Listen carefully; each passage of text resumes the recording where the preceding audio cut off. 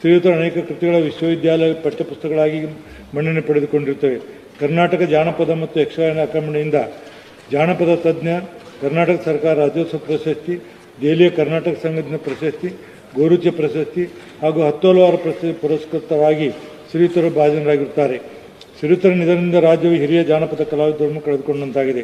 SL. Bhyrappa ಕಾದಂಬರಿಕಾರರು, ತತ್ವಜ್ಞಾನಿ ಮತ್ತು ಚಿತ್ರಕಥೆಗಾರರಾಗಿದ್ದ Padma Bhushan SL. ಭೈರಪ್ಪನವರು ದಿನಾಂಕ 24/9/20 ನಿಧನ ಹೊಂದಿರುತ್ತಾರೆ.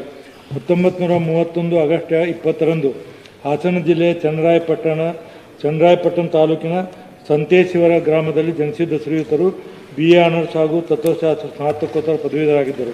ಬರೋಡಾದ ಮಹಾರಾಜ ಸಜಾಯಜಿರಾವ್ ವಿಶ್ವವಿದ್ಯಾಲಯ ಸತ್ಯ ಮತ್ತು ಸೌಂದರ್ಯ ಎಂಬ ಪ್ರಬಂಧಕ್ಕೆ PhD ಪದವಿಯನ್ನು ಪಡೆದಿದ್ದರು. ಶ್ರೀಯುತರು ಹುಬ್ಬಳ್ಳಿಯ ಕಾಡ್ಸಿಸು ಕಾಲೇಜು, ಗುಜರಾತ್ನ ಸರ್ದಾರ್ ಪಟೇಲ್ ವಿಶ್ವವಿದ್ಯಾಲಯ, ದೆಹಲಿ NCERT ಮತ್ತು ಮೈಸೂರಿನ ಪ್ರಾದೇಶಿಕ ಶಿಕ್ಷಣ ಕಾಲೇಜಲ್ಲಿ ತರ್ಕ ಮತ್ತು ಮನೋವಿಜ್ಞಾನ ಉಪನ್ಯಾಸಕರಾಗಿ ಕಾರ್ಯನಿರ್ವಹಿಸಿ 1991ರಲ್ಲಿ ನಿವೃತ್ತರಾಗಿದ್ದರು.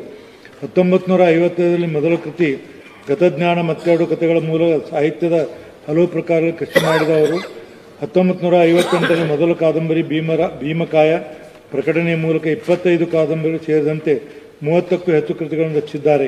ಶ್ರೀಯುತರ ಕೃತಿಗಳನ್ನು ಇಂಗ್ಲಿಷ್, ಕನ್ನಡ ಮತ್ತು ಸಂಸ್ಕೃತ ಭಾಷೆಯಲ್ಲಿ ಪ್ರಕಟಿಸಲಾಗಿದೆ.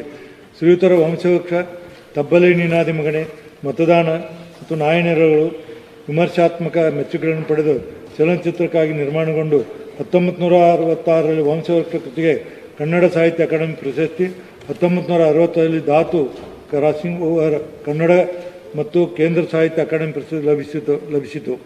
ಶ್ರೀಯುತರ ಕಾದಂಬರಿಗಳಲ್ಲಿ ಅತ್ಯಂತ ವಿಮರ್ಶಾತ್ಮಕವಾಗಿ ಮೆಚ್ಚುಗೆ ಪಡೆದ ಪರ್ವ ಮಹಾಭಾರತ ಮಹಾಕಾವ್ಯದಲ್ಲಿ ಸಾಮಾಜಿಕ ರಚನೆ, ಮೌಲ್ಯಗಳ ಮತ್ತು ಮರಣವನ್ನು ಅದ್ಭುತವಾಗಿ ನಿರೂಪಿಸಲಾಗುತ್ತದೆ. ಶ್ರೀಯುತರು ಸಾಹಿತ್ಯ ಲೋಕಕ್ಕೆ ನೀಡಿರುವ ಅಪಾರ ಕೊಡುಗೆಯಾಗಿ ಪದ್ಮಭೂಷಣ, ಪದ್ಮಶ್ರೀ, ಪದ್ಮಶ್ರೀ ಪ್ರಶಸ್ತಿ, ಸಾಹಿತ್ಯ ಅಕಾಡೆಮಿ ಪ್ರಶಸ್ತಿ ಅಲ್ಲದೆ ಇತರೆ 10 ಹಲವಾರು ಪುರಸ್ಕಾರರಾಗಿದ್ದ ಭಾಜನರಾಗುತ್ತಾರೆ. ಶ್ರೀಯುತರ ನಿಧನದಿಂದ ರಾಜ್ಯವು ಹಿರಿಯ ಖ್ಯಾತ ಲೇಖಕರನ್ನು ಕಳೆದುಕೊಂಡಂತಾಗಿದೆ. TJS ಜಾರ್ಜ್ ಹಿರಿಯ ಪತ್ರಕರ್ತ, ಲೇಖಕರು ಹಾಗೂ ಜನಪ್ರಿಯ ಅಂಕಣಕಾರರಾಗಿದ್ದ ಪದ್ಮಭೂಷಣ TJS ಜಾರ್ಜ್ ಅವರು 3/10/25 ನಿಧನ ಹೊಂದಿರುತ್ತಾರೆ. ಮೇ 28/7ರಂದು ಕೇರಳದಲ್ಲಿ ಜನಿಸಿದ ಶ್ರೀಯುತರು ಇಂಗ್ಲಿಷ್ ಸಾಹಿತ್ಯದಲ್ಲಿ ಆನರ್ಸ್ ಪದವೀಧರರಾಗಿದ್ದರು. ವೃತ್ತಿಯಲ್ಲಿ ಲೇಖಕರಾಗಿದ್ದರು. 1950ರಲ್ಲಿ ಮುಂಬೈನಲ್ಲಿರುವ ದಿ ಫ್ರೀ ಪ್ರೆಸ್ ಜರ್ನಲ್ನಲ್ಲಿ ಪತ್ರಿಕೋದ್ಯಮ ವೃತ್ತಿ ಜೀವನವನ್ನು ಪ್ರಾರಂಭಿಸಿ international press institute, the search light ಮತ್ತು ಫಾರ್ ಈಸ್ಟರ್ನ್ ಎಕನಾಮಿಕ್ ರಿವ್ಯೂ ಮೂಲಕ ಏಷ್ಯಾಭಿಕ್ನ ಸ್ಥಾಪಕ ಸಂಪಾದಕರಾಗಿ, ದಿ ನ್ಯೂ ಇಂಡಿಯನ್ ಎಕ್ಸ್‌ಪ್ರೆಸ್ಸಿನ ಸಂಪಾದಕೀಯ ಸಲಹೆಗಾರರಾಗಿದ್ದರು. ಶ್ರೀಯುತರು ಸಾಮಾಜಿಕ ಅನ್ಯಾಯ, ಭ್ರಷ್ಟಾಚಾರ ವಿರುದ್ಧ ಹೋರಾಟ ಮತ್ತು ವಿವಿಧ ಮಹತ್ವದ ವಿಚಾರಗಳ ಬಗ್ಗೆ ಜನಪ್ರಿಯ ಸಾಪ್ತಾಹಿಕ ಪಾಯಿಂಟ್ ಆಫ್ ವ್ಯೂ ಹೆಸರಿನಲ್ಲಿ 25 ವರ್ಷಗಳ ಕಾಲ ಬರೆದ 1300 ಅಂಕಣಗಳು ಕನ್ನಡದ ಪ್ರಭಾ ಪತ್ರಿಕೆಯಲ್ಲಿ ನೇರ ಮಾತು ಹೆಸರಿನಲ್ಲಿ ಪ್ರಕಟವಾಗಿರುತ್ತಿತ್ತು. ಶ್ರೀಯುತರು ಸಂಪಾದಕ, ಅಂಕಣಕಾರ, ಲೇಖಕ ಮತ್ತು ಶಾಶ್ವತ ಪದಶಾಸ್ತ್ರಜ್ಞರಾಗಿರುವ ಜೊತೆಗೆ ತಮ್ಮ ತೀಕ್ಷ್ಣವಾದ ಲೇಖನಿ ಮತ್ತು ರಾಜಿಯಾಗದ ಧ್ವನಿಯಿಂದ 6 ದಶಕಗಳ ಕಾಲ ಭಾರತೀಯ ಪತ್ರಿಕೋದ್ಯಮ ಶ್ರೀಮಂತಗೊಳಿಸಿದ್ದಾರೆ. ಶ್ರೀಯುತರು ಸಾಹಿತ್ಯ ಮತ್ತು ಶಿಕ್ಷಣ ಕ್ಷೇತ್ರಕ್ಕೆ ನೀಡಿದ ಅತ್ಯುತ್ತಮ ಕೊಡುಗೆಗಾಗಿ ಭಾರತ ಸರ್ಕಾರ ಪದ್ಮಭೂಷಣ ಪ್ರಶಸ್ತಿ ನೀಡಿ ಗೌರವಿಸುತ್ತದೆ. ಕೇಸರಿ ಮಾಧ್ಯಮ ಪ್ರಶಸ್ತಿ, ಕಮಲಾ ಸುರಯ್ಯ ಪ್ರಶಸ್ತಿ, ಅಜಿಕೋಡ್ ಪ್ರಶಸ್ತಿ, ಬಶೀರ್ ಪುರಸ್ಕಾರ ಪ್ರಶಸ್ತಿ, ರಾಜ್ಯೋತ್ಸವ ಪ್ರಶಸ್ತಿ, ಮೊಹಮ್ಮದ್ ಕೋಯಾ ಪತ್ರಿಕೋದ್ಯಮ ಪ್ರಶಸ್ತಿ ಹಾಗೂ ಪತ್ರಿಕಾ ಅಕಾಡೆಮಿ ಪ್ರಶಸ್ತಿ ಅಲ್ಲದೆ ಇತರ 10 ಹಲವಾರು ಪ್ರಶಸ್ತಿಗಳಿಗೆ ಪುರಸ್ಕಾರವಾಗಿ ಭಾಜನರಾಗುತ್ತಾರೆ. ಶ್ರೀಯುತರ ನಿಧನದಿಂದ ರಾಜ್ಯವು ಹಿರಿಯ ಪತ್ರಕರ್ತ ಹಾಗೂ ಲೇಖಕರನ್ನು ಕಳೆದುಕೊಂಡಂತಾಗಿದೆ. ಅನುರಾಧ ಧಾರೇಶ್ವರ್ ಖ್ಯಾತ ಸುಗಮ ಸಂಗೀತ ಗಾಯಕರಾಗಿದ್ದ ಅನುರಾಧ ಧಾರೇಶ್ವರ್ ಅವರು ದಿನಾಂಕ 9/10/25 ನಿಧನ ಹೊಂದಿರುತ್ತಾರೆ. 1938 ನವೆಂಬರ್ 26ರಂದು ಹುಬ್ಬಳ್ಳಿಯಲ್ಲಿ ಜನಿಸಿದ್ದ ಶ್ರೀಯುತರು SLC-ವರೆಗೆ ವ್ಯಾಸಂಗ ಮಾಡಿದ್ದರು. ಬಾಲ್ಯದಿಂದಲೇ ಶಾಲಾ ಸಮಾರಂಭದಲ್ಲಿ ಹಾಡುತ್ತಾ ಖ್ಯಾತ ಗಾಯಕ, ಆಕಾಶವಾಣಿ ಕಲಾವಿದ ರಾಮಚಂದ್ರ ಜಂತ್ರಿ ಅವರಲ್ಲಿ ಶಿಷ್ಯವೃತ್ತಿಯನ್ನು ಆರಂಭಿಸಿ ಶಾಸ್ತ್ರೀಯ ಸಂಗೀತದ ಮೆದುಳುಗಳು ಹಾಗೂ ಭಾವಗೀತೆಗಳನ್ನು ಕರಗತ ಮಾಡಿಕೊಂಡಿದ್ದವರು. ಶ್ರೀಯುತರು 1966ರಲ್ಲಿ ಧಾರವಾಡದ ಆಕಾಶವಾಣಿಯಲ್ಲಿ ಕಾರ್ಯಕ್ರಮ ನಿರೂಪಕಿಯಾಗಿದ್ದರು. ಎ ಮೇರೆ ವತನ್ ಕೆ ಲೋಗೋ ಹಿಂದಿ ಹಾಡಿನ ಅನುವಾದವುಳ್ಳ ಓ ನನ್ನ ದೇಶ ಬಹಳ ನಿಷ್ಠಾವಂತ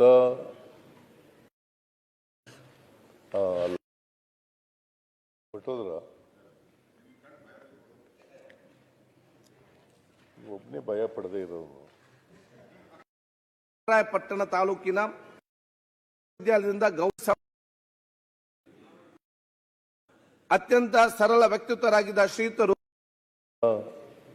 ಅಭಿವೃದ್ಧಿ ಪ್ರಾಧಿಕಾರದ ಅಧ್ಯಕ್ಷರಾಗಿದ್ದರು, MSILನ ಅಧ್ಯಕ್ಷರಾಗಿ ಕೂಡ ಇದ್ದರು, DCC ಬ್ಯಾಂಕ್ನ ನಿರ್ದೇಶಕರಾಗಿ ಕೂಡ ಇದ್ದರು. ಅಂದರೆ ನಾನು ಯಾಕೆ ಇವನ್ನೆಲ್ಲ ಹೇಳ್ತಾ ಇದ್ದೀನಿ ಅಂತಂದರೆ, ಅವರು ಕ್ಷೇತ್ರ ಬರೀ ರಾಜಕಾರಣ ಅಷ್ಟೇ ಅಲ್ಲ, ಬೇರೆ ಬೇರೆ ಕ್ಷೇತ್ರಗಳಲ್ಲೂ ಕೂಡ ಅವರು ತಮ್ಮ ಛಾಪನ್ನು ಮೂಡಿಸ್ತಕ್ಕಂಥ ಪ್ರಯತ್ನವನ್ನು ಮಾಡಿದರು. ಅವರು ನಿಜ ಹೇಳಬೇಕು ಅಂತಂದರೆ ನನ್ನ ಅನುಯಾಯಿ ಅಂತಲೇ ಹೇಳಬೇಕು ಅವ್ರಿಗೆ.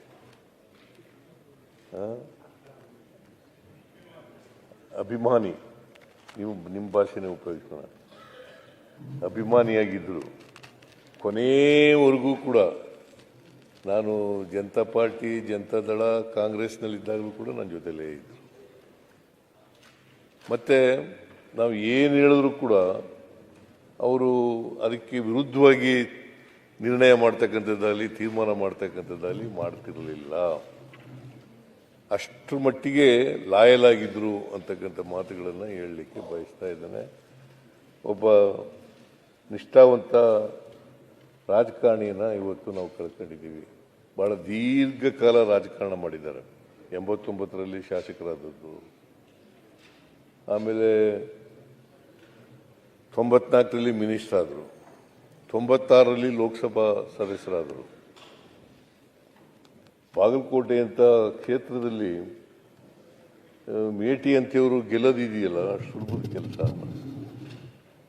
ನಾನು ಯಾಕೆ ಈ ಮಾತನ್ನ ಹೇಳ್ತಾ ಇದ್ದೀನಿ ಅಂತಂದರೆ, ಅಷ್ಟರ ಮಟ್ಟಿಗೆ ಎಲ್ಲ ಜನರ ಜೊತೆಲೂ ಕೂಡ ಭಾಳ ಜಾತ್ಯತೀತ ವ್ಯಕ್ತಿ ಮೇಟಿಯವರು. ಹಾಗಾಗಿ ಬರೀ ಕುರುಬ ಅವರನ್ನು ಪ್ರೀತಿಸ್ತಾ ಇದ್ರು, ಗೌರವಿಸ್ತಾ ಇದ್ರು, ಅಭಿಮಾನದಿಂದ ಕಾಣ್ತಾ ಇದ್ರು. ಹಾಗಾಗಿ ಅವರು ಒಬ್ಬ ಜಾತ್ಯತೀತ ರಾಜಕಾರಣಿ ಅಂತಕ್ಕಂಥ ಮಾತುಗಳನ್ನು ಹೇಳಲಿಕ್ಕೆ ಬಯಸ್ತಾ ಇದ್ದೇನೆ. ಅವರು ನಮ್ಮನ್ನು ಅಗಲಿದ್ದಾರೆ. ಅವರ ಆತ್ಮಕ್ಕೆ ಚಿರಶಾಂತಿ ದೊರಕಲಿ ಅಂತೇಳಿ ನಾನು ಒಂದು ಸಾರಿ 96ರಲ್ಲಿ ಅಲ್ಲಿ ಸರ್ವೆ ಮಾಡಿಸಿದ ಬಾಗಲಕೋಟೆಯಲ್ಲಿ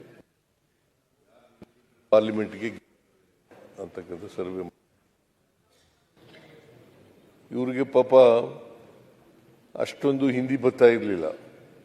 ನಾನು ನಿಂತ್ಕೊಳ್ಳಿ ಭೇಟಿಯವರೇ, ನೀವು ನಿಂತ್ಕೊಳ್ಳಿ, ನೀವೇ ಗೆಲ್ಲೋದು ಅಂತ ಸರ್ವೆನಲ್ಲಿದೆ, ನಿಂತ್ಕೊಳ್ಳಿ ಅಂತ ಹೇಳಿದ ತಕ್ಷಣವೇ 96ರಲ್ಲಿ ಮರು ಮಾತಾಡದೇನೆ ಪಾರ್ಲಿಮೆಂಟ್ ಚುನಾವಣೆಗೆ ನಿಂತು.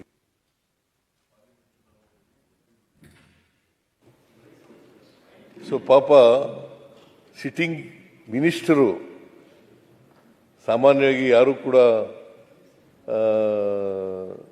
ಸಿಟ್ಟಿಂಗ್ ಮಿನಿಸ್ಟರ್ ಆಗಿ ಪಾರ್ಲಿಮೆಂಟಿಗೆ ಹೋಗಿ ನಿಂತ್ಕೊಳ್ತಕ್ಕಂಥ ಸಾಹಸದ ಪ್ರವೃತ್ತಿಯನ್ನು ಪ್ರದರ್ಶನ ಮಾಡೋಕ್ಕೆ ಹೋಗ್ತಿರ್ಲಿಲ್ಲ. ಆದರೆ ಇವರು ನನ್ನ ಮಾತುಗೂ ಪಾರ್ಲಿಮೆಂಟಿಗೆ ನಿಂತ್ಕೊಂಡು ಮಂತ್ರಿನೂ ಹೋಯಿತು, ಅಫ್ಕೋರ್ಸ್ ಪಾರ್ಲಿಮೆಂಟ್ ಮೆಂಬರ್ ಆದರು, ಮಂತ್ರಿ ಸ್ಥಾನ ಕಳ್ಕೊಂಡ್ರು. ಸೊ ಅವರು 5 ವರ್ಷ ಮಂತ್ರಿ ಆಗಿರ್ತಿದ್ರು. ಸರಿ ಕೇಳಿಸ್ತಾ ಇಲ್ವೇನೆಯ? ಕೇಳಿಸ್ತಾ ಇಲ್ವಾ ನಿನಗೆ ಅಥವಾ ಅವ್ರಿಗ?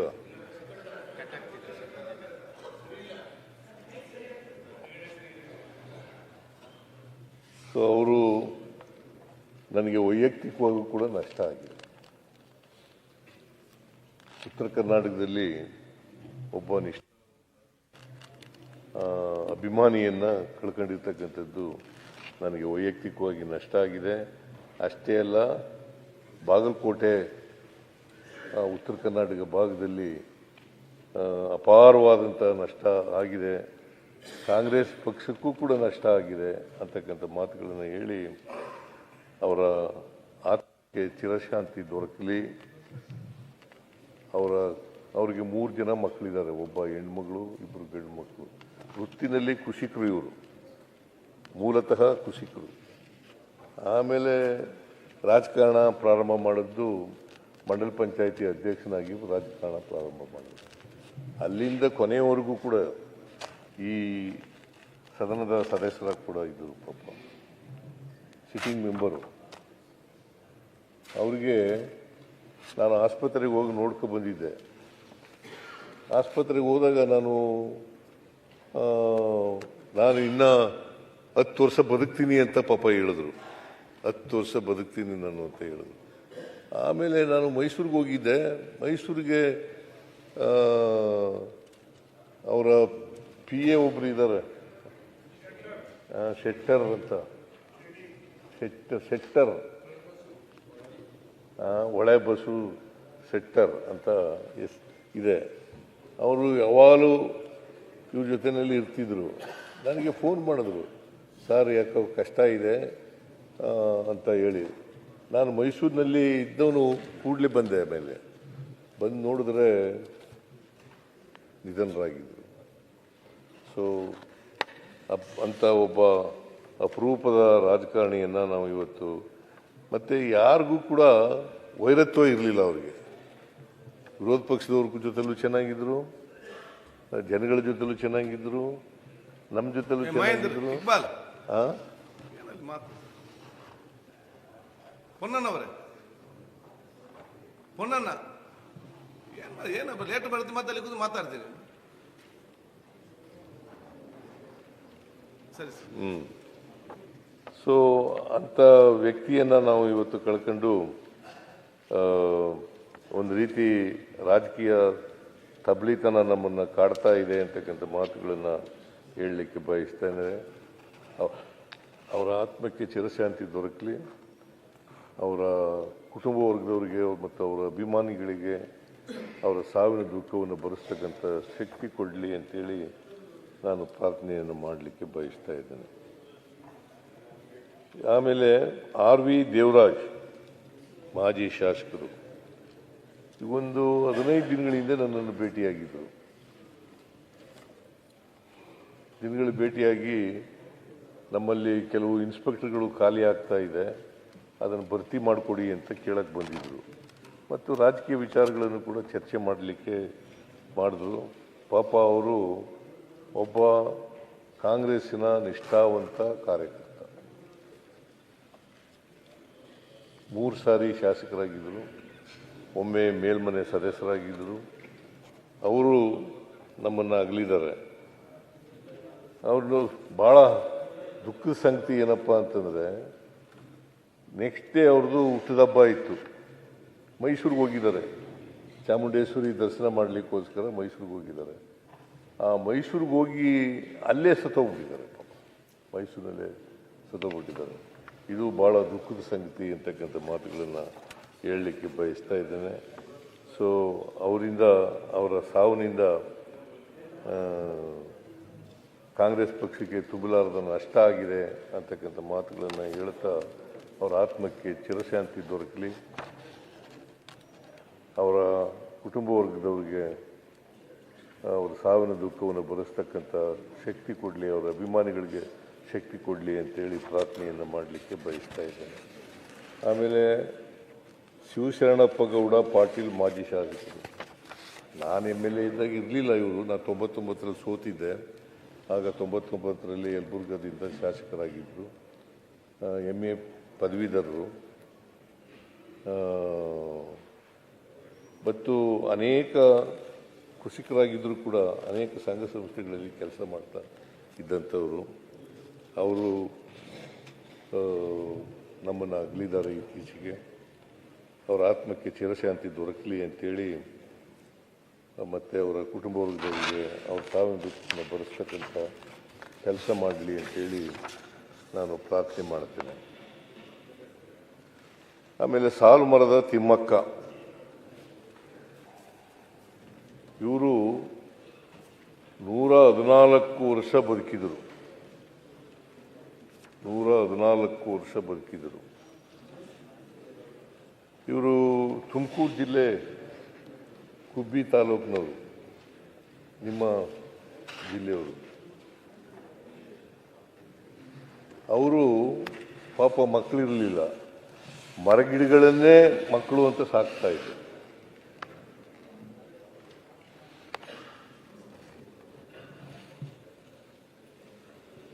ಅವರು ಸುಮಾರು 4,000 ಮರಗಿಡಗಳನ್ನು ನೆಟ್ಟಿದ್ರು.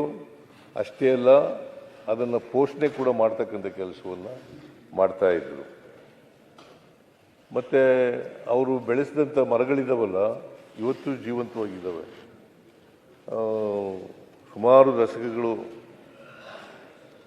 ಮರಗಳನ್ನು ನೆಟ್ಟು ಬಂದಿದ್ದಾರೆ. ಅದಕ್ಕೆ ಅವರನ್ನು ಸಾಲು ಮರದ ತಿಮ್ಮಕ್ಕ ಅಂತ ಕರೀತಾ ಇದ್ರು. ಜೊತೆಗೆ ಅವರಿಗೆ ಕೊನೆಯಲ್ಲಿ ನಾನು ನೋಡಲಿಕ್ಕೆ ಹೋಗಿದ್ದೆ.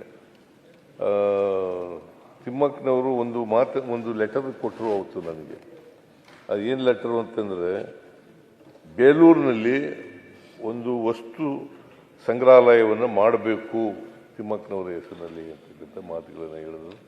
ನಾನು ಅದನ್ನು ಗಂಭೀರವಾಗಿ ನಮ್ಮ ಸರ್ಕಾರ ಪರಿಶೀಲನೆ ಮಾಡ್ತದೆ ಅಂತಕ್ಕಂಥ ಮಾತುಗಳನ್ನು ಹೇಳಲಿಕ್ಕೆ ಬಯಸ್ತಾ ಇದ್ದೇನೆ. ಜೊತೆಗೆ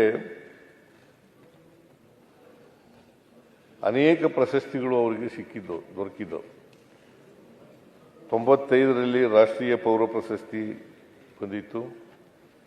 97ರಲ್ಲಿ ಇಂದಿರಾ ಪ್ರಿಯದರ್ಶಿನಿ ವೃಕ್ಷಮಿತ್ರ ಪ್ರಶಸ್ತಿ ಬಂದಿತ್ತು. ಕರ್ನಾಟಕ ರಾಜ್ಯೋತ್ಸವ ಪ್ರಶಸ್ತಿ ಬಂದಿತ್ತು. ಹಾಗೂ ನಾಡೋಜ ಪ್ರಶಸ್ತಿಗಳು ಕೂಡ ಬಂದಿದ್ದವು. ಸೊ ಅವರು ಕೇಂದ್ರ ಸರ್ಕಾರ ಅವರು ಪರಿಸರವಾದಿಗಳು ಅಂತೇಳಿ ಮರಗಿಡಗಳನ್ನು ರಕ್ಷಣೆ ಮಾಡ್ತಕ್ಕಂಥ, ಪರಿಸರವನ್ನು ರಕ್ಷಣೆ ಮಾಡ್ತಕ್ಕಂಥ ಕೆಲಸ ಮಾಡಿದರು ಅಂತೇಳಿ ಅವರಿಗೆ ಪದ್ಮಶ್ರೀ ನಾಗರಿಕ ಪ್ರಶಸ್ತಿಯನ್ನು ಕೂಡ ಕೊಟ್ಟಿದ್ದರು ತಿಮ್ಮಕ್ಕನವರ ಆತ್ಮಕ್ಕೆ. ಆಮೇಲೆ ನಮ್ಮ ಸರ್ಕಾರ ಅವರಿಗೆ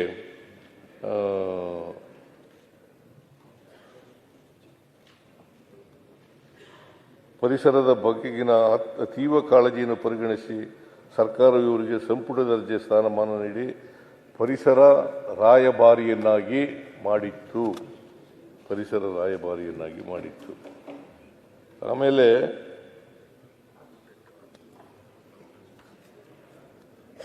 ಇವರ ಹೆಸರಿನಲ್ಲಿ ಪ್ರಶಸ್ತಿ ಕೊಡಬೇಕು ಅಂತ ತೀರ್ಮಾನ ಮಾಡಿದ್ದೀವಿ, ಈಗಾಗಲೇ ಘೋಷಣೆ ಮಾಡಿದ್ದೀವಿ. ನಾವು ಮುಂದಿನ ವರ್ಷದಿಂದ ಅವರ ಹೆಸರಿನಲ್ಲಿ ಒಂದು ಪರಿಸರ ಸಂಬಂಧಪಟ್ಟಂತೆ ಒಂದು ಪ್ರಶಸ್ತಿಯನ್ನು ಕೂಡ ಕೊಡಬೇಕು ಅಂತ ತೀರ್ಮಾನ ಮಾಡಿದ್ದೀವಿ. ಅದನ್ನು ಈಗಾಗಲೇ ನಾನು ಘೋಷಣೆ ಮಾಡಿದ್ದೇನೆ. ಇವರ ಆತ್ಮಕ್ಕೆ ಶಾಂತಿ ದೊರಕಲಿ ಅಂತೇಳಿ ದೇವರಲ್ಲಿ ಪ್ರಾರ್ಥನೆ ಮಾಡ್ತೇನೆ. ಇವರ ಅಭಿಮಾನಿಗಳಿಗೆ, ಇವರ ಸಂಬಂಧಿಕರಿಗೆ ಇವರ ಸಾವಿನ ದುಃಖವನ್ನು ಭರಿಸ್ತಕ್ಕಂಥ ಶಕ್ತಿ ಕೊಡಲಿ ಅಂತೇಳಿ ಪ್ರಾರ್ಥನೆಯನ್ನು ಮಾಡ್ತೇನೆ. ಪದ್ಮಭೂಷಣ ಎಸ್.ಎಲ್. ಭೈರಪ್ಪ ಹಿರಿಯ ಸಾಹಿತಿ. ಇವರು ಕರ್ನಾಟಕ ಕಂಡಂಥ, ದೇಶ ಕಂಡಂತೆ ಅಂತ ಹೇಳ್ಬೋದು. ಒಬ್ಬ ಹಿರಿಯ ಸಾಹಿತಿ ಅಷ್ಟೇ ಅಲ್ಲ, ಒಬ್ಬ ಶ್ರೇಷ್ಠ ಕಾದಂಬರಿಕಾರ. ಸುಮಾರು 25 ಕಾದಂಬರಿಗಳನ್ನು ಅವರು ಬರೆದಿದ್ದಾರೆ. ಅವರು ಹಳ್ಳಿನಲ್ಲಿ ಹುಟ್ಟಿರೋದು. ಎಂಥ ಊರು ಅದು? ಸಂತೆ ಶಿವಾರ ಗ್ರಾಮದಲ್ಲಿ ಜನಿಸಿದ್ರು. ಚನ್ನರಾಯಪಟ್ಟಣ ತಾಲೂಕು, ಹಾಸನ ಜಿಲ್ಲೆ ಅಲ್ಲಿ ಹುಟ್ಟಿದ್ರು. ಬಟ್ ಬಹಳ ಬಡತನದ ಕುಟುಂಬದಲ್ಲಿ ಬದುಕಿದ್ರು. ಬಡತನದ ಕುಟುಂಬದಿಂದ ಬಂದಿದ್ದಂಥವರು. ಆದರೂ ಕೂಡ ಕನ್ನಡದಲ್ಲಿ MA ಮಾಡಿದರು. ಅಲ್ಲ, ಕನ್ನಡದಲ್ಲಿ ಅಂತೀನಿ, ಇದು ಎಂಥದ್ದು, ಫಿಲಾಸಫಿನಲ್ಲಿ MA ಮಾಡಿದರು. ಅವರಿಗೆ ಚಿನ್ನದ ಪದಕ ದೊರಕಿತ್ತು. ನಮ್ಮ ಮೈಸೂರಿನಲ್ಲಿ ವಾಸ ಇದ್ದರು. ಕೊನೆಯಲ್ಲಿ ಆ ವಿಶ್ವವಾಣಿ ಪತ್ರಿಕೆಯವರು ಇದ್ರಲ್ಲ, ಯಾರು ಸಂಪಾದಕರು, ವಿಶ್ವೇಶ್ವರ ಭಟ್, ಅವ್ರ ಮನೆಯಲ್ಲಿ ಇದ್ದರು. ನಾನು ಅವ್ರು ಸಾಯೋಕ್ಕಿಂತ ಮುಂಚಿತವಾಗಿ ಒಂದು ವರ್ಷ ಅಂತ ಅನಿಸುತ್ತೆ, ಒಂದು ವರ್ಷನೂ ಆಗಿಲ್ಲ, 6 ತಿಂಗಳು ಆಗಿರಬೇಕು. 6 ತಿಂಗಳಲ್ಲಿ ನಾನು ವಿಶ್ವವಾಣಿ ಪತ್ರಿಕೆಯವ್ರದ್ದು ಒಂದು ಪ್ರವಾಸ ಕಥನ ಅಂತ ಒಂದು ಪ್ರವಾಸಿ ನೀವು ಬಂದಿದ್ರಿ ಆಗ ಬಂದಿದ್ರು ಅವರು ಭೈರಪ್ಪನವ್ರು ಬಂದಿದ್ರು. ಸೊ ಅವತ್ತು ಆರೋಗ್ಯವಾಗಿ ಇದ್ದರು. ಬಟ್ ವಯಸ್ಸಾಗಿತ್ತು, 94 ವರ್ಷ ವಯಸ್ಸಾಗಿತ್ತು. ಬಟ್ ಕಿವಿ ಅಷ್ಟೊಂದು ಕೇಳಿಸ್ತಾ ಇರಲಿಲ್ಲ. ಬಟ್ ಇನ್ನು ಬಾಕಿಯೆಲ್ಲ ಮೆಂಟಲ್ ಫ್ಯಾಕಲ್ಟಿ ಎಲ್ಲ ಭಾಳ ಚೆನ್ನಾಗಿತ್ತು. ಅಂಥವರು ಆಮೇಲೆ ಇಂಗ್ಲೀಷ್ನಲ್ಲಿ ರಚಿಸಿದ ಸತ್ಯ ಮತ್ತು ಸೌಂದರ್ಯ ಎಂಬ ಮಹಾಪ್ರಬಂಧಕ್ಕೆ ಬರೋಡದ ಮಹಾರಾಜ ಸಯಾಜಿರಾವ್ ವಿಶ್ವವಿದ್ಯಾಲಯದಿಂದ ಡಾಕ್ಟರೇಟ್ ಪದವಿ ಕೂಡ ಸಿಕ್ಕಿತ್ತು. ಸತ್ಯ ಮತ್ತು ಸೌಂದರ್ಯ ಎಂಬ ಆಮೇಲೆ ಅಖಿಲ ಭಾರತ ಕನ್ನಡ ಸಾಹಿತ್ಯ ಸಮ್ಮೇಳನದ 67ನೇ ಅಧ್ಯಕ್ಷರಾಗಿದ್ದರು. ಕನಕಪುರದಲ್ಲಿ ನಡೆದಿತ್ತು. ನಾನು 99ರಲ್ಲಿ ಹೋಗಿದ್ದೆ. ಸಿಂಧಿಯಾ ಅವರು ಇದನ್ನು ಏರ್ಪಾಡು ಮಾಡಿದ್ದರು ಕನಕಪುರದಲ್ಲಿ. ಜಯೇಶ್ ಪಟೇಲರು ಮುಖ್ಯಮಂತ್ರಿಯಾಗಿದ್ದರು. ಆಗ ನಾನು ಡೆಪ್ಟಿ ಚೀಫ್ ಮಿನಿಸ್ಟರ್ ಆಗಿದ್ದೆ. ನಾನು ಕೂಡ ಸಮ್ಮೇಳನದಲ್ಲಿ ಭಾಗಿಯಾಗಿದ್ದೆ. ಸಮ್ಮೇಳನದ ಅಧ್ಯಕ್ಷರಾಗಿದ್ದರು ಅಂತಕ್ಕಂಥ ಮಾತುಗಳನ್ನು ಹೇಳಲಿಕ್ಕೆ ಬಯಸ್ತಾ ಇದ್ದೇನೆ. ಆಮೇಲೆ ನೀವು ಆಗಲೇ ಹೇಳದಂತೆ ಅನೇಕ ಕಾದಂಬರಿಗಳನ್ನು ಬರೆದಿದ್ದಾರೆ. ಬಹಳ ಜನಪ್ರಿಯವಾದಂಥ ಕಾದಂಬರಿಗಳು. ಅವ್ರ ಕಾದಂಬರಿಗಳು ಇಂಗ್ಲೀಷ್ ಭಾಷೆಗೆ ತರ್ಜುಮೆ ಆಗಿದ್ದಾವೆ. ಅಷ್ಟೇ ಅಲ್ಲ, ಬೇರೆ ಭಾಷೆಗಳಿಗೂ ಕೂಡ ತರ್ಜುಮೆ ಆಗಿದ್ದಾವೆ.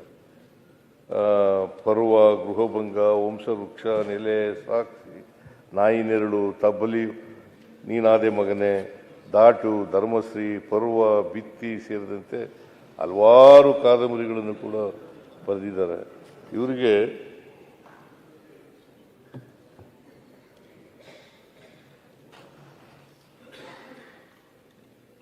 ಇವರಿಗೆ ಪರ್ವ ಕಾದಂಬರಿ ಇದೆಯಲ್ಲ, ಅದು ಬಹಳ ಜನಪ್ರಿಯವಾದಂಥ ಕಾದಂಬರಿ. ನಾನು ಕೆಲವು ಮಾತ್ರ ಓದಿದ್ದೀನಿ, ಎಲ್ಲನೂ ಓದೋಕ್ಕಾಗಿಲ್ಲ. ಅವರ ಕಾದಂಬರಿಗಳನ್ನೆಲ್ಲ ಓದೋಕ್ಕಾಗಿಲ್ಲ, ಕೆಲವು ಮಾತ್ರ ಓದಿದ್ದೀನಿ. ಬಟ್ ಮೈಸೂರಿನಲ್ಲಿ ಕೊನೆಯಲ್ಲಿ ರೀಜನಲ್ ಕಾಲೇಜಿನಲ್ಲಿ ಪ್ರೊಫೆಸರ್ ಆಗಿದ್ದರು. ಆಮೇಲೆ ಬೇರೆ ಬೇರೆ ಕಡೆಯೂ ಕೂಡ ಪ್ರೊಫೆಸರ್ ಆಗಿ ಕೆಲಸ ಮಾಡಿದರು. NCERT ಅದರಲ್ಲೂ ಕೂಡ ಇದ್ದರು ಅಂತಕ್ಕಂಥ ಮಾತುಗಳನ್ನು ಹೇಳಲಿಕ್ಕೆ ಬಯಸ್ತಾ ಇದ್ದೇನೆ. ಕೊನೆಗೆ ಅಂತಿಮವಾಗಿ ರೀಜನಲ್ ಕಾಲೇಜು ಮೈಸೂರಿನಲ್ಲಿ ಸೆಟ್ಲ್ ಆಗಿದ್ದರು. ಅವರು ಅಲ್ಲಿ ಲೆಕ್ಚರರ್ ಆಗಿ, ಪ್ರೊಫೆಸರ್ ಆಗಿ ಕೆಲಸ ಮಾಡ್ಕೊಂಡಿದ್ದರು. ಆಮೇಲೆ ಪದ್ಮಶ್ರೀ,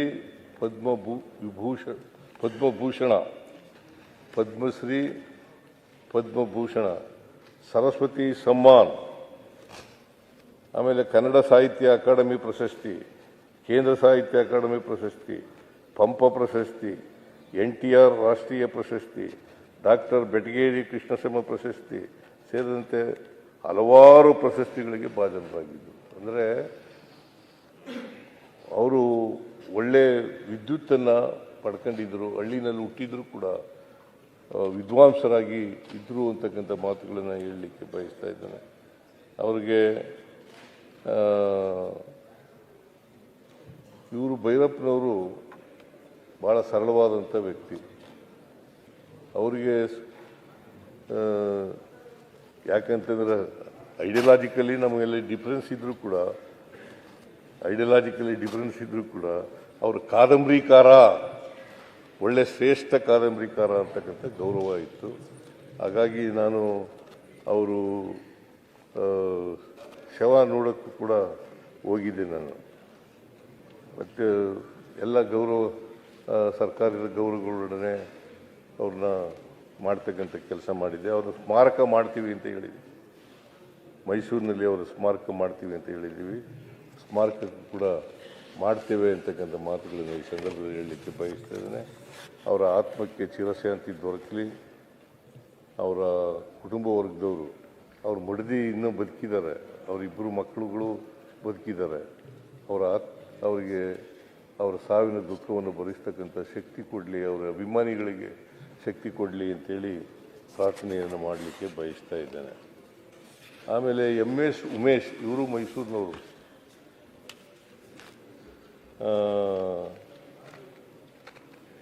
ವೃತ್ತಿ ರಂಗಭೂಮಿಯಿಂದಲೇ ಶುರುವಾಯಿತು ಇರೋದು.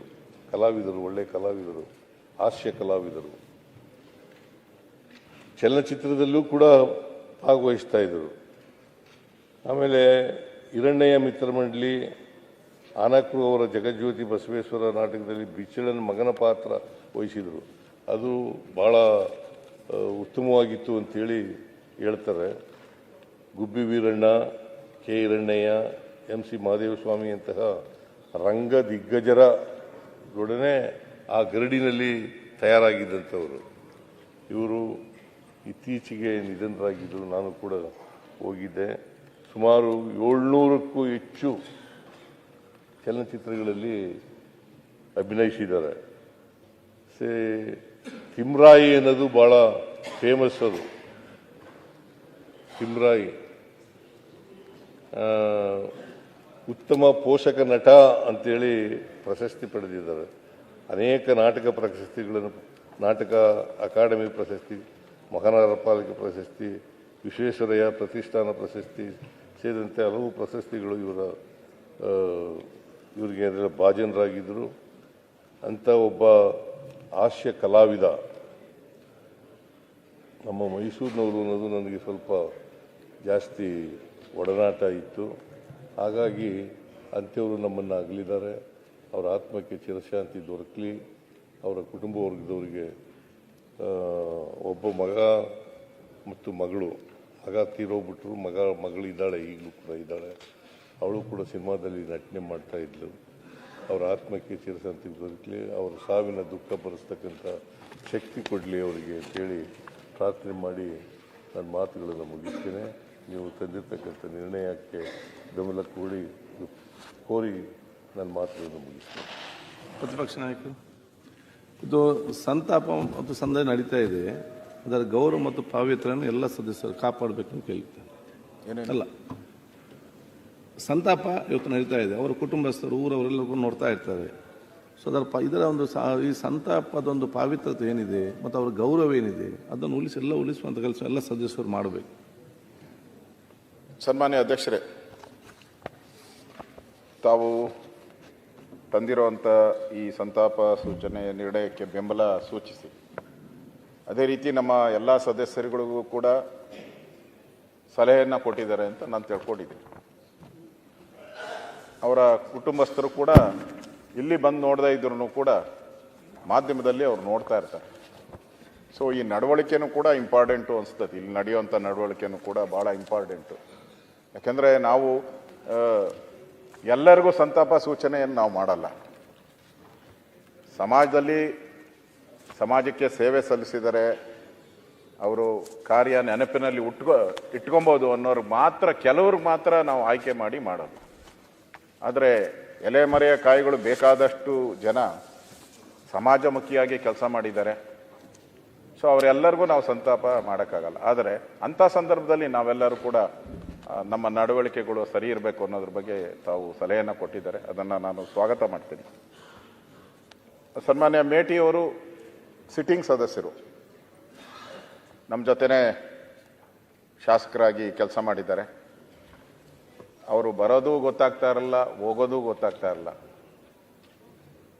ಮುಖ್ಯಮಂತ್ರಿಗಳು ಹೇಳಿದ ರೀತಿ ಭಾಳ ಸಜ್ಜನ ಇರೋ ವ್ಯಕ್ತಿ. ಅವರ ಕೆಲಸ ಆಯಿತು, ಅವ್ರ ಕಾರ್ಯ ಆಯಿತು, ಅವ್ರ ವಿಚಾರ ಮಾತ್ರ ಅವರು ಚರ್ಚೆ ಮಾಡ್ತಾಯಿದ್ರು. ಆ ಥರದ ವ್ಯಕ್ತಿತ್ವವನ್ನು ಮೇಟಿಯವರು ಹೊಂದಿದ್ರು. ಸೊ ಅವರು ಭಾಳ ಕೆಳಮಟ್ಟದಿಂದ ರಾಜಕೀಯಕ್ಕೆ ಬಂದಿದ್ದಾರೆ. ಏನೋ ಒಂದು ಇನ್ಫ್ಲೂಯೆನ್ಸ್ ಆಗಿ ಬಂದವರು ಅಂತ ನನಗನ್ಸಿಲ್ಲ.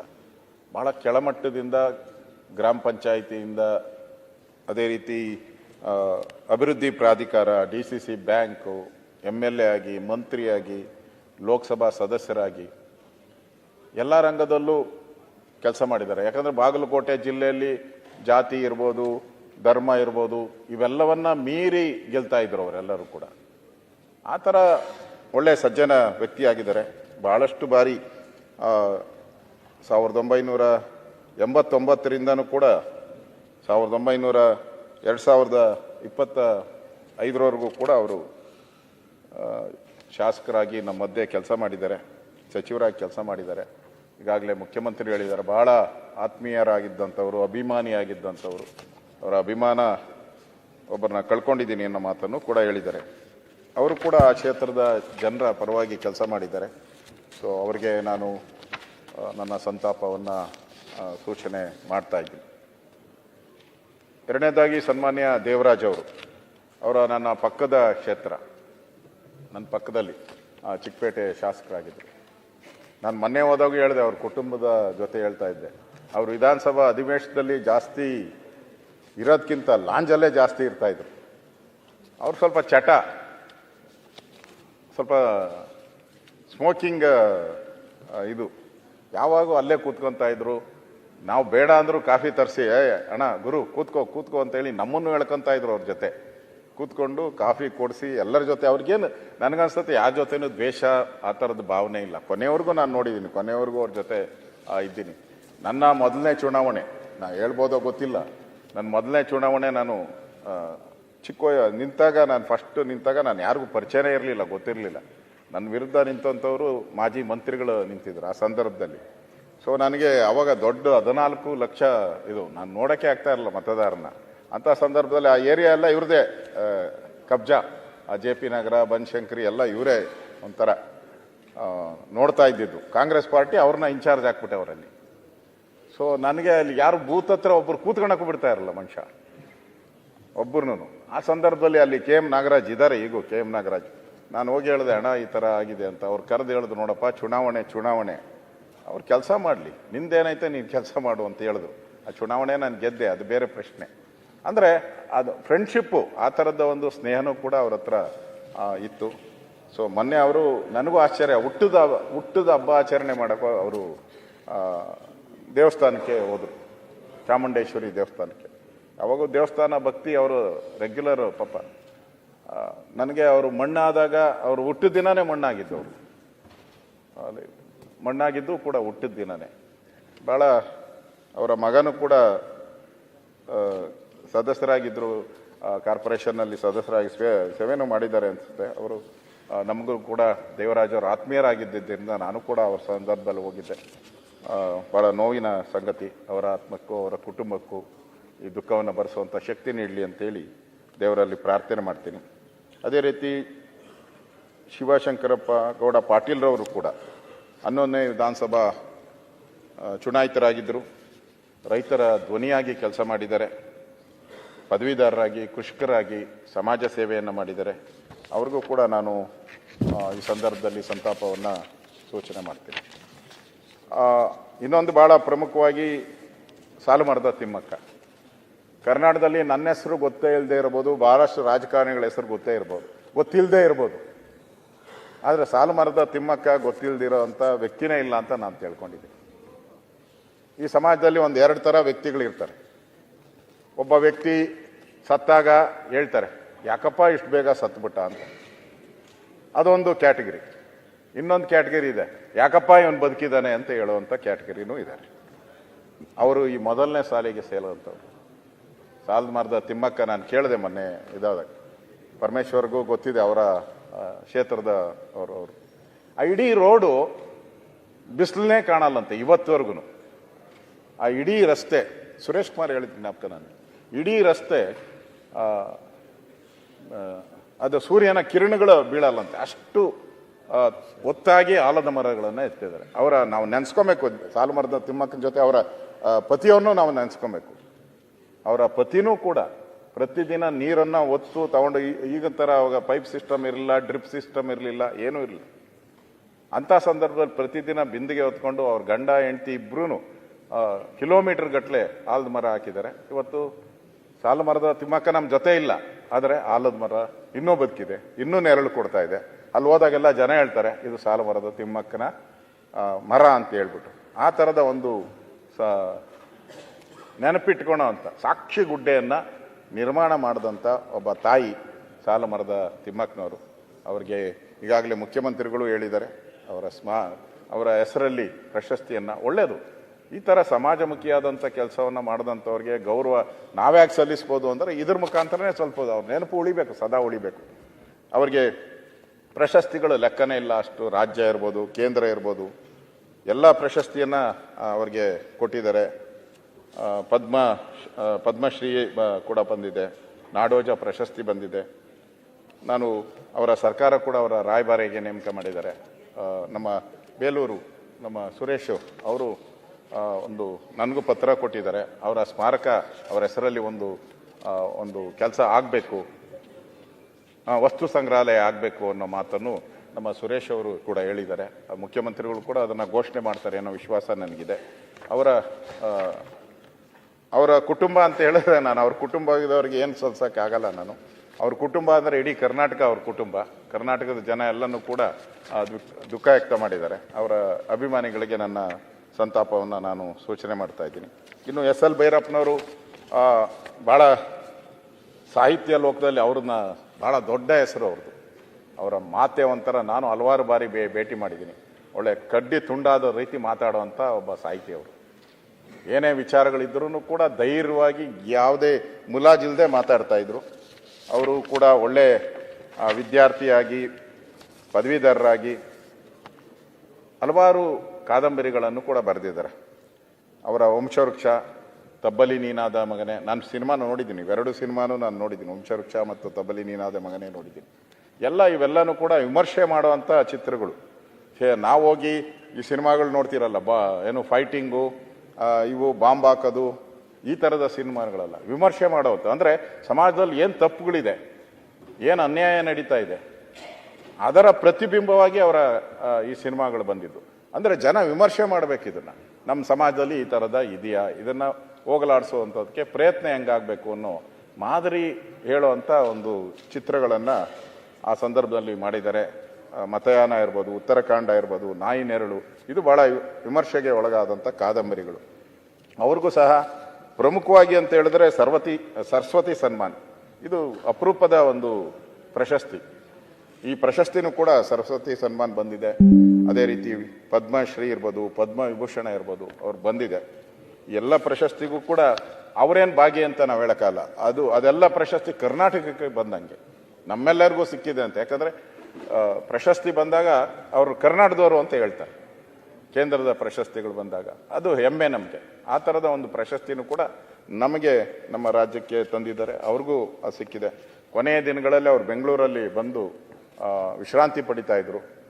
ನನಗೆ ಒಬ್ಬರು ಪತ್ರಕರ್ತರು, ಎಡಿಟರ್, ಅವರು ಅವ್ರನ್ನ ನೋಡ್ತಾ ಇದ್ರು. ಅವತ್ತು ಕೂಡ ಪ್ರತಿದಿನ ಬೆಳಗ್ಗೆ ವಾಕಿಂಗ್ ಮಾಡಿ ಆರಾಮ್ಸೆ ಬಂದು ತಿಂಡಿ ತಿಂದು ಹೋಗ್ತಾ ಇದ್ರು. ಸಡನ್ನಾಗಿ ಅವ್ರಿಗೆ ಸಮಸ್ಯೆ ಆದಾಗ ಅಲ್ಲಿನ ಆಸ್ಪತ್ರೆ ಸೇರಿದ್ರು. ಅವರು ತೀರ್ಕೊಂಡಿದ್ದಾರೆ. ಅವರು ಕೂಡ ಮೈಸೂರಿನವರು, ಮೈಸೂರಲ್ಲೇ ವಾಸ ಆಗಿದ್ದರು. ಅವರ SL ಭೈರಪ್ಪನವರಿಗೂ ಕೂಡ ನಾನು ಭಾಳ ದುಃಖ ವ್ಯಕ್ತ ಮಾಡಿ ಅವರ ಕುಟುಂಬಕ್ಕೆ ಈ ದುಃಖವನ್ನು ಭರಿಸುವಂಥ ಶಕ್ತಿ ನೀಡಲಿ ಅಂತೇಳಿ ಭಗವಂತನಲ್ಲಿ ಪ್ರಾರ್ಥನೆ ಮಾಡ್ತಾ ಇದ್ದೀನಿ. ಉಮೇಶ್ ಅವರು ಹಾಸ್ಯ ಕಲಾವಿದರು. ಅವ್ರ ಜೀವನದಲ್ಲಿ ಏನು ಕಷ್ಟ ಇದೆಯೋ ಗೊತ್ತಿಲ್ಲ, ಆದರೆ ಅಂತೂ ನಗಿಸ್ತಾ ಇದ್ರು. ಅವ್ರ ಕೆಲವು ಸಿನಿಮಾ ಅಂತೂ ಕೂಡ ಇನ್ನೂ ಭಾಳ ಜನ ನೋಡಿ ನಗೋವಂಥ ಸಿನಿಮಾಗಳು ಕೊಟ್ಟಿದ್ದಾರೆ. ಭಾಳಷ್ಟು ಪ್ರಶಸ್ತಿಗಳು ಕೂಡ ಬಂದಿದೆ ಅವರಿಗೆ. 700ಕ್ಕೂ ಹೆಚ್ಚು ಚಿತ್ರಗಳಲ್ಲಿ ಭಾಗಿಯಾಗಿದ್ದಾರೆ. ಸೊ ಒಬ್ಬ ನಗಿಸುವಂಥ ಕಲಾವಿದ, ಚಲನಚಿತ್ರರಂಗದಲ್ಲಿ ಒಳ್ಳೆಯ ಹೆಸರನ್ನು ಮಾಡಿದ್ದಾರೆ.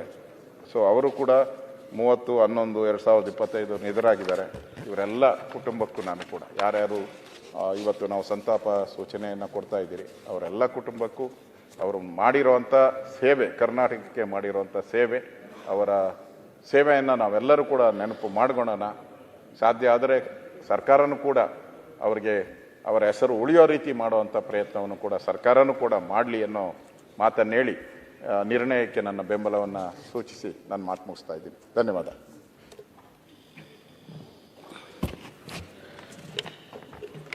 ಮಾನ್ಯ ಅಧ್ಯಕ್ಷರೇ, ತಾವು ತಂದಿರತಕ್ಕಂಥ ಈ ಸಂತಾಪ ಸೂಚನೆಗೆ ನನ್ನ ಬೆಂಬಲವನ್ನು ವ್ಯಕ್ತ ಮಾಡಿ,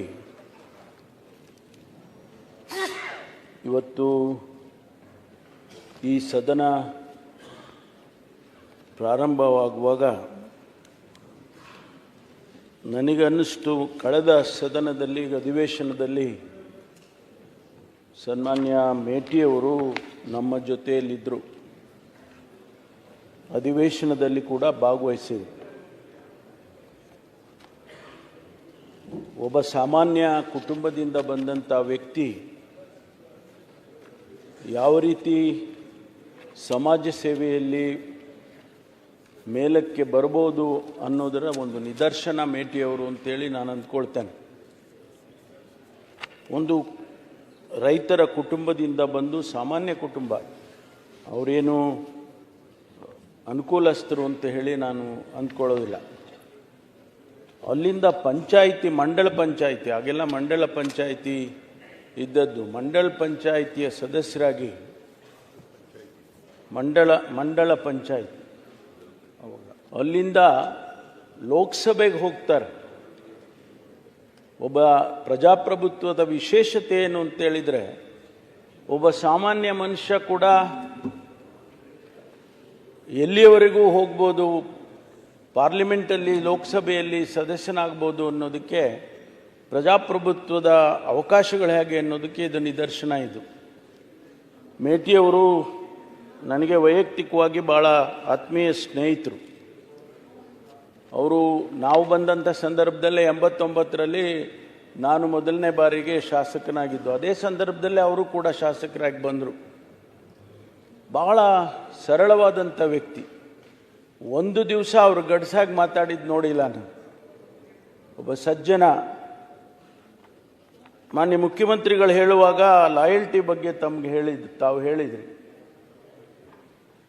ಬಹುಶಃ ಮಾನ್ಯ ಮುಖ್ಯಮಂತ್ರಿಗಳಿಗೆ, ಸಿದ್ದರಾಮಯ್ಯನವರಿಗೆ ಇನ್ನೊಬ್ಬ ಲಾಯಲ್ ಆಗಿದ್ದಂಥ ವ್ಯಕ್ತಿ ಇರ್ಲಿಕ್ಕೆ ಸಾಧ್ಯ ಇಲ್ಲ. ಅಷ್ಟು ಲಾಯಲ್.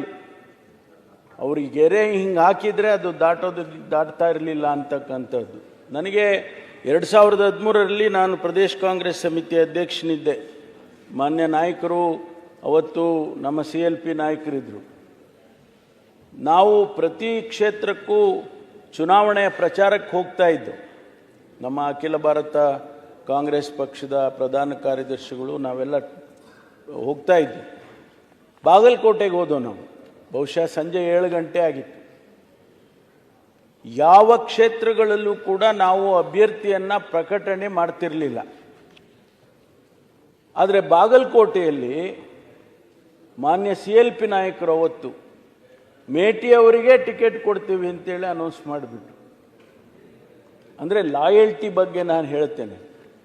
ಅಷ್ಟು ಪ್ರಾಮಾಣಿಕವಾದಂಥ ಒಬ್ಬ ವ್ಯಕ್ತಿ ಬಹುಶಃ ಇನ್ನೊಬ್ಬರು ನಮಗೆ ಕಾಣ್ತಿಲ್ಲ ಅನ್ನುವಂಥದ್ದು. ಅವರು 89ರಲ್ಲಿ ಶಾಸಕರಾಗಿ, 96ರಲ್ಲಿ ಲೋಕಸಭಾ ಸದಸ್ಯರಾಗಿ, ಸಚಿವರಾಗಿ ಭಾಳ ಪ್ರಾಮಾಣಿಕವಾಗಿ ಕೆಲಸವನ್ನು ಮಾಡಿದಂಥವರು ಅಂಥೇಳಿ ನಾನು ಭಾವಿಸ್ತೇನೆ. ಮತ್ತು ಅವರ ಆತ್ಮಕ್ಕೆ ಶಾಂತಿಯನ್ನು ಈ ಸಂದರ್ಭದಲ್ಲಿ ಕೋರ್ತೇನೆ. ಮತ್ತು